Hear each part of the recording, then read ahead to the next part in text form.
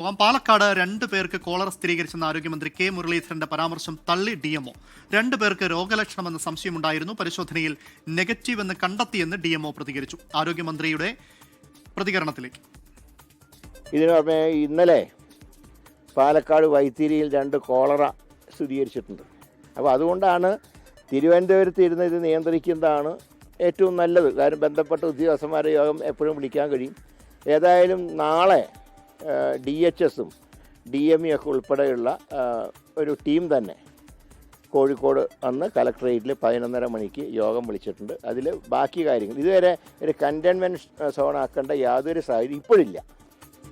ഷാരിഖ് നവാസ് ഉണ്ട് പാലക്കാട് നിന്നും. ഷാരിഖ്, ആരോഗ്യമന്ത്രിയായി അദ്ദേഹം ചുമതലയെടുത്ത് മാസങ്ങൾ ആവുന്നതേയുള്ളൂ. ഇതിപ്പോൾ 2ാം തവണയാണ് ഇത്തരത്തിലൊരു ആശയക്കുഴപ്പം ഉണ്ടാകുന്നത്. നേരത്തെ നിപയുമായി ബന്ധപ്പെട്ട് അതിന്റെ സ്ഥിരീകരണവുമായി സംബന്ധിച്ചും അദ്ദേഹത്തിന് ഒരു ആശയക്കുഴപ്പം സംഭവിച്ചു. ഇപ്പോൾ കോളറയുടെ കാര്യത്തിലും ഉണ്ടായിരിക്കുന്നു. എന്താണ് നിലവിൽ ഇത്തരത്തിലൊരു ആശയക്കുഴപ്പം ഉണ്ടാകാനുള്ള ഒരു സാഹചര്യം എന്തായിരുന്നു?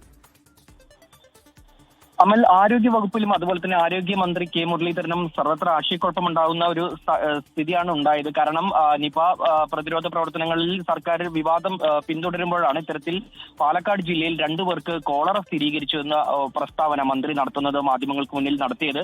എന്നാൽ അതിനെ ഉടനെ തന്നെ ഈ പ്രസ്താവന വന്ന ഉടനെ തന്നെ പാലക്കാട് DMO TV റോഷ് അത് കോളറ സ്ഥിരീകരിച്ചിട്ടില്ലെന്നും ഈ 2 പേരുടെ പരിശോധനാ ഫലം നെഗറ്റീവ് ആണെന്നും അറിയിച്ചു കഴിഞ്ഞു. മാധ്യമങ്ങളെ തന്നെയാണ് TV റോഷ് DMO അറിയിച്ചത്.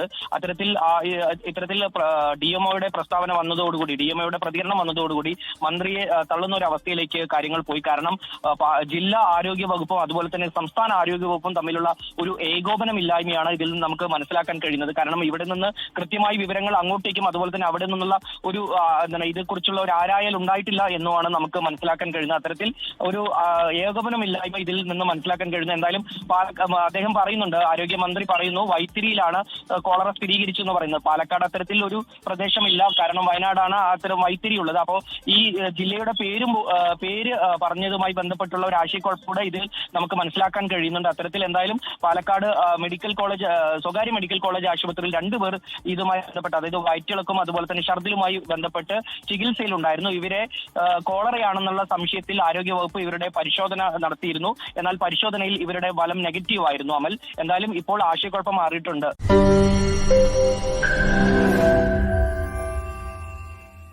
ലോകത്തെവിടെയായാലും ഏത് സമയത്തും 24 വാർത്തകളും ഓഗ്മെന്റഡ് റിയാലിറ്റി പാക്കേജുകളും എക്സ്പ്ലെയിനറുകളും വിശദമായി കാണാൻ ഞങ്ങളുടെ YouTube ചാനൽ നിങ്ങൾക്ക് സബ്സ്ക്രൈബ് ചെയ്യാം.